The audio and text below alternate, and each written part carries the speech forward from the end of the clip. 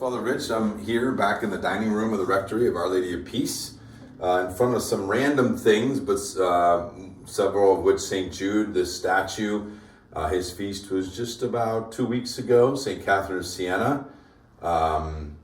This is an interior shot of St. Paul's outside the walls, where the tomb of St. Paul the Apostle is. But the reason I'm here is because of this globe.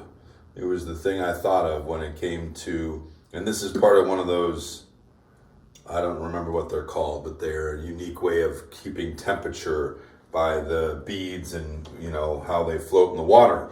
But the name of this next masterpiece is called Only Visiting This Planet. It's actually an album, a recording by Larry Norman. And interestingly enough, I think it's the album, the only Christian album that we would actually see, or explicitly Christian album that we would see in this list. And when you think of Christian music, praise and worship, contemporary Christian music, you might have thought of some other pioneers in those areas, Amy Grant or Michael W. Smith, Rich Mullins, to name a few, would possibly be considered. But they put Larry Norman in here, going back to the early 70s. And he actually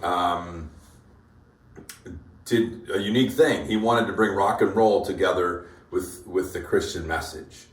And it never had really been done. And unfortunately, they say that because he kind of ended up being in no man's land in between the two, in between kind of gospel Christian music, which had the sounds that they were more used to, of the piano, the guitar, etc., and really rock and roll, which is the type of music he liked. He ended up kind of not having a huge audience. But he did produce several albums, and this one they're saying is probably the most well-known and well done, in 1972. It actually obviously has a full band, guitar, electric guitars and drums, a little different than what people were used to. And also even his appearance was a little bit more influenced by what they call the Jesus movement, kind of that hippie, 60s and 70s kind of feel and look. But in Only Visiting the Planet, he has some some songs that aren't necessarily focused on Christianity, but then others that are. But then he would also provide social commentary. And that was another thing that people weren't used to. He could be pretty raw in his lyrics and kind of identifying and addressing the evils and the challenges of the day, of those decades. So in that regard, again, very unique, definitely a pioneer, but kind of was in between audiences, and it was hard to really zone in and become popular. So this is a way that this is summarized by the author. Only Visiting the Planet came crashing into a Christian subculture that was beginning to feel the effects of the Jesus movement, a fast-growing revival among hippies, street people, and ex-druggies.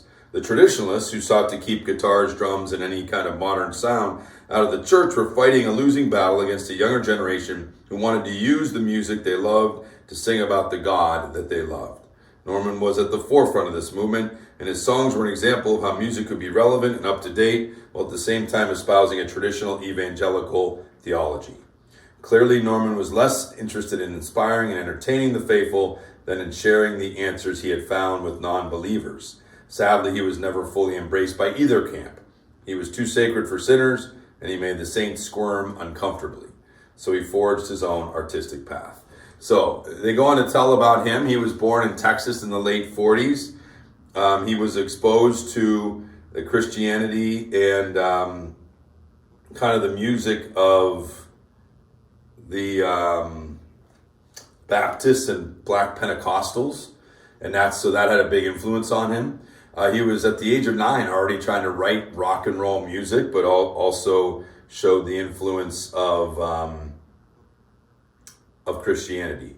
He did join a group, a band in the 60s, mid 60s, but soon kind of had conflict. This is one of the things you found, and he would, in principle and ideology, he would constantly kind of be butting heads with the people that were producing or performing, which made it challenging for him. He started his own record label, but then alienated people.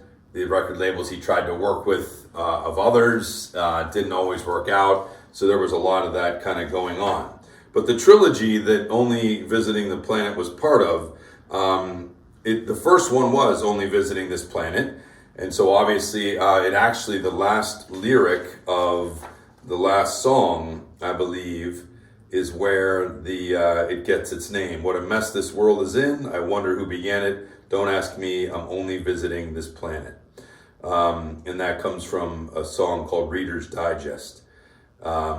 So that was his first of the trilogy. Then he made one called So Long Ago, The Garden, and that was 1973. And then eventually he would make his last part of that in 1976, In Another Land. Again, these were kind of seen as a composite of his kind of addressing all the issues that he would address, but also giving kind of a complete vision of his kind of Christianity and who he understood God to be. They say that, that the third one became his best-selling record and stands alongside Only Visiting This Planet as his highest artistic achievement. So that was kind of the height of his producing and music. They go on to say that sadly he would only produce kind of one more unquestionably great album, the album called Something New Under the Sun in 1981. But then again, because of clashes with the producers and different things, that was kind of the last of his great albums. He ended up dying in 2008 of a heart problem, but he definitely had an impact on, and you could argue that contemporary Christian music, you started to see that diversity moving away from just one way of gospel or a certain softer way of presenting Christian music contemporarily, to now seeing the vast variety that you can see hard rock, you can see rap, you can see more kind of contemporary music, and you see the whole spectrum within Christianity. And Larry Norman kind of broke through that ceiling, so to speak, and bringing Christianity into other types of music. So I had heard about him in my early priesthood when I was listening to other stuff. I have to admit, I never really grabbed onto him, and it is funny to me that he's the only really Christian music artist, contemporary music artist recognized in this masterpiece.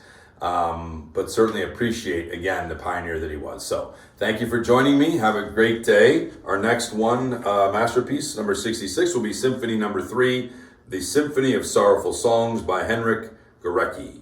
So thank you again. God bless.